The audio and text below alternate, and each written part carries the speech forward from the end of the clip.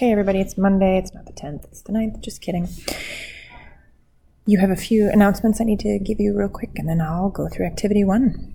Homework 23, 24, 25. I'm going to collect them all on Friday, and there will be a quiz on absolute value on Friday. I'll be back tomorrow, so if you have any questions about those, ask me tomorrow. All right, you looked at activity 1, and let's make sure that I answer any questions you might have about this matching activity. So this first one, a of x, is just the parent function, the basic absolute value function. Another way to look at it would be to say it's 1 times the absolute value of x minus 0 and plus 0.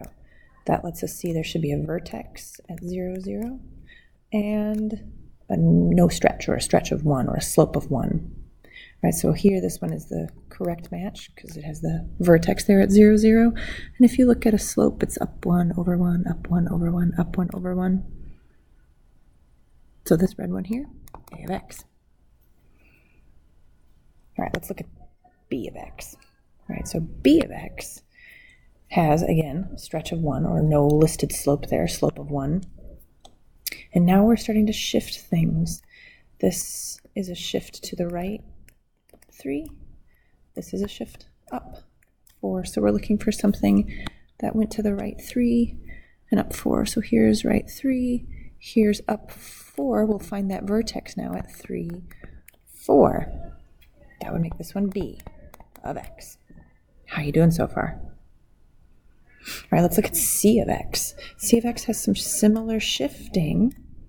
Right, so we'll go right 3, this time down 4. And there's something else that's been added here, a slope of negative 1. That negative means we haven't stretched it or squished it, but this will be a reflection. Maybe you've thought of this as it flips over.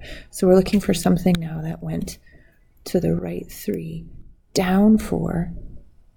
Right, so here's our vertex at 3, negative 4. And then you can see that it's sort of been reflected, flipped over. That's that negative. That makes green down here c of x. All right, let's take a look at d of x. D of x, we can see just a shift left, but it hasn't moved up or down. There's no plus or minus outside. Then you also see this thing out here, which indicates with the minus, there's a reflection, but also a stretch, a slope of 3. All right, so here you can see this one here went left 2. So the vertex here is negative 2, 0. Didn't go up or down. You can see that it's been flipped over, and you can also see that stretch of 3. Either side you look at it, you can see move 1 to the right and then down 1, 2, 3. Right? 1 to the right, down 1, 2, 3. You see that here? You can see it over here on another one. 1 to the right, 1, 2, 3. So there's that stretch of 3. That makes purple here, d of x. You might be done now because you can, by process of elimination, see that the last one is f of x. But let's just do a real quick chat. Make sure you're clear on this one. Outside the parentheses, that minus 2 is, yep, down 2.